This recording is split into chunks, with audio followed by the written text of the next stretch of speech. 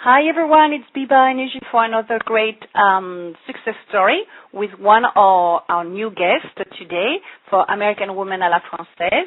And Eugenie, I will let you introduce our guest. Yes, thank you, Biba. Hello. I am so thrilled to introduce the lovely Roxanne Gould. She is actually, besides being amazing and glorious and gorgeous, she is a coach who helps women achieve confidence inwardly and outwardly, which in turn helps them with their business and other areas of their life. And she is based in Boulder but spent time in France, so we are excited to hear about her experience. Hello, Roxanne. How are you? Hi, Shani. I'm very well. I'm glad to be here, too. It's exciting to be able to share my experiences with everyone. Yeah, and thank you very much for your time. We're happy to have you. Yeah, so happy. My pleasure. So can you tell us a little bit? So why don't we get started? Yeah. And go ahead. Go ahead. And can you tell us actually to start why you decided to live in France? Well, sure. I was beginning my modeling career, and I was in New York. And at the time, you needed to have a portfolio to show clients to have them hire you, but I didn't have any pictures in my portfolio that were worth anything, so I wasn't getting any jobs. So I went to France, and I had a boyfriend who had all of his family in France, and so I primarily went to build my portfolio as a model because they, in France, hire girls that don't generally have a lot of experience, and they transform you and you look professional and you look fabulous. And I wanted to build my portfolio and come back to New York to work for major clients, but I ended up living in France for years. Wow, that sounds so dreamy how it just happened like that. And how long did you end up living there? It was dreamy. I was there 2 years, and I think it helped having my boyfriend's family around me to make the transition a little more personal and comfortable, and I had a bit of a support through them. That helped. Okay. And did you, just because maybe some of our listeners will want to know, the whole, where do you meet, how do you start your romance with a Frenchman? Was it in the United States or was it during a trip to France, or how did that happen? Yeah, it was in New York. He owned stores, he owned businesses in New York, and it's funny because he felt like an alien in America because he was French. So it was kind of like a role reversal, right? I was helping him feel welcomed in America because it was a different cultural experience. And then when I went to France, he did the same for me because it was different culturally. And it took time to just accustom myself to society and the ways and the lifestyle. So we kind of leaned on each other for that and helped each other out. And actually, what was that's nice when you have a support system in place. Yeah, it's very important. Yeah, it definitely helps. And actually, what were the biggest challenges that you faced when you got there? What was the biggest culture shock you had? Well, even though I had some family around me through my boyfriend, it was still going out every day and observing the culture. The pace was so much different than American pace.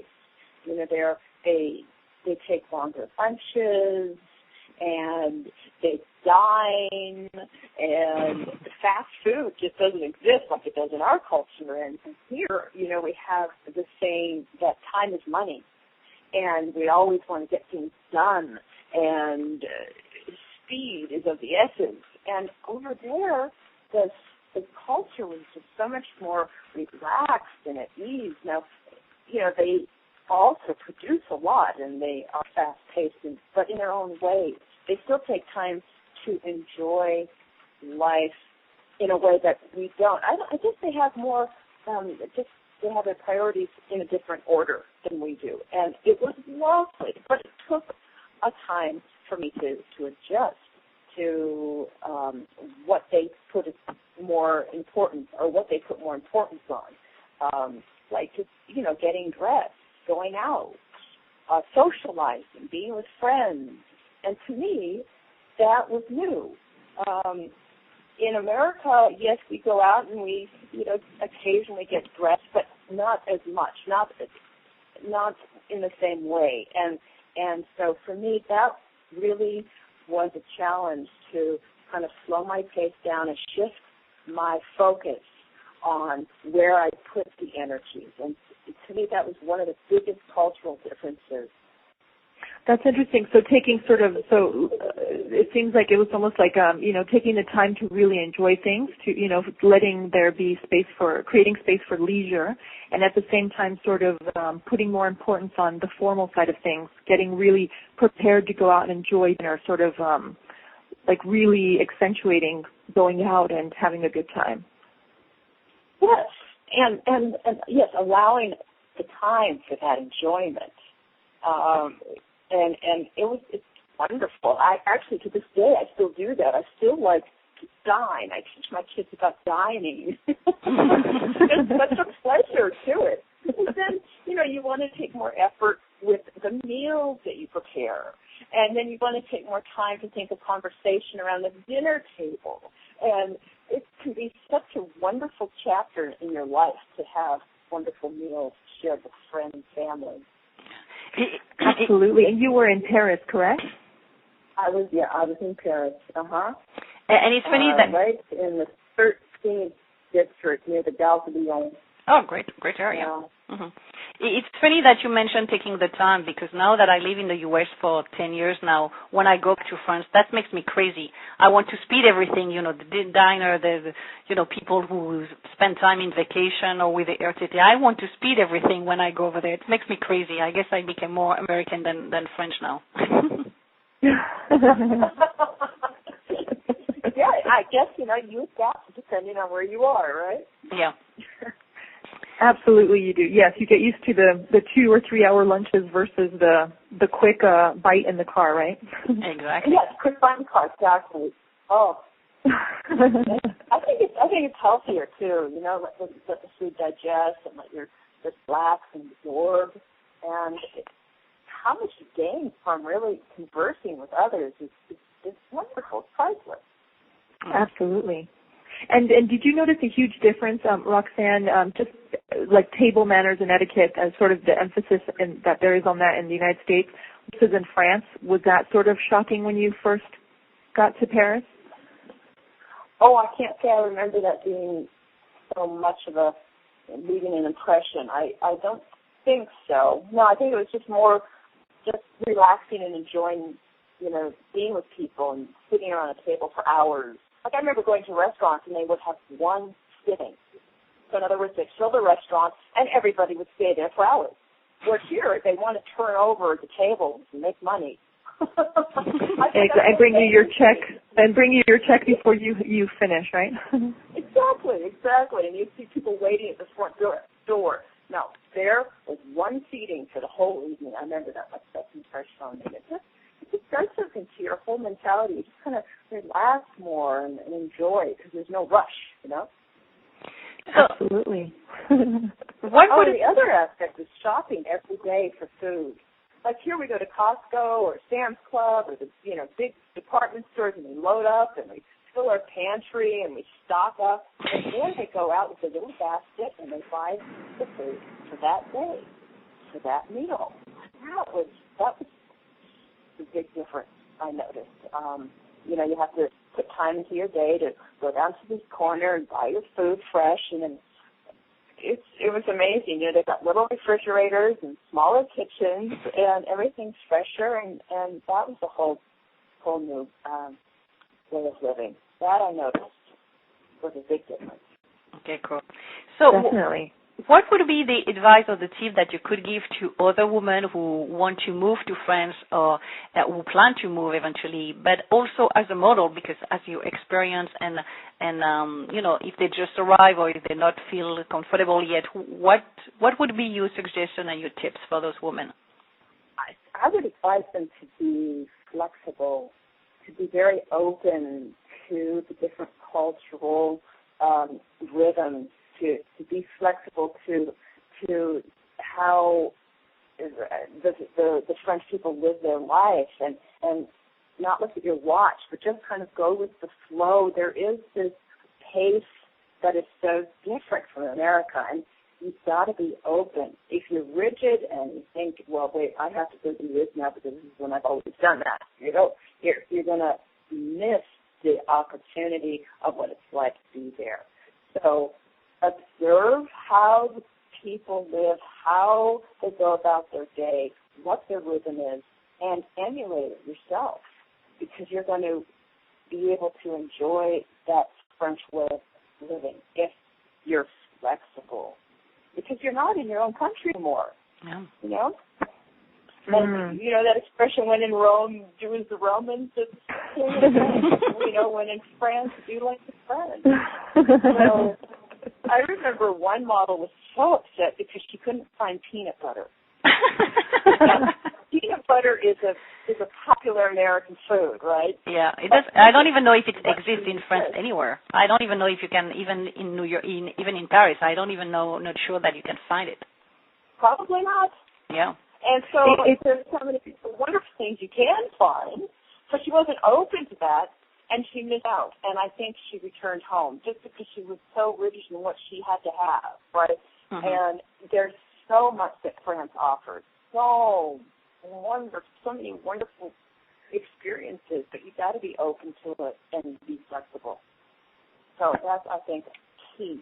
Yeah. Otherwise, you're going to miss out on a lot of things. Experience. Yeah. And it's very important that you don't compare Absolutely. all the time with what happened in the U.S. because definitely you're in a different country, so you have to do everything differently. So if you go back all the time and saying, oh, you know, it's not the same in the U.S., you definitely miss something, and it will be completely different. Right, or going with the expectation that everything's going to be the same in the U.S., that's a huge error, obviously, yeah. Mm-hmm. Yeah, why even go then, you know? And I mean, you've named a few, Roxanne, but if you could just maybe highlight some of the favorite things about about living in France, could you list some of those for us, please? Well, sure.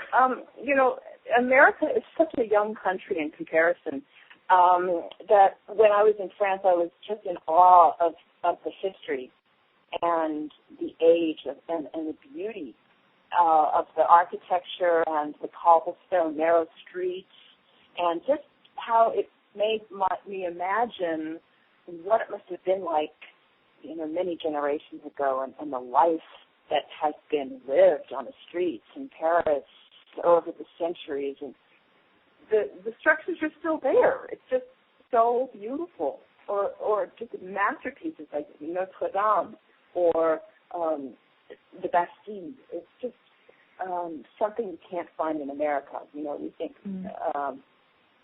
like, I don't know, the 200-year-old building is fabulous, and we're lucky if we have that still standing.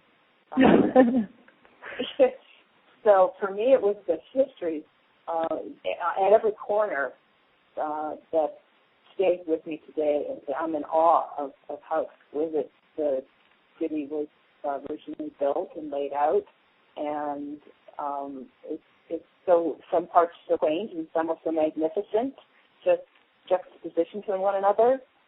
So it's the history that I think has been my favorite part, and that I kind of miss because it's not here in this country.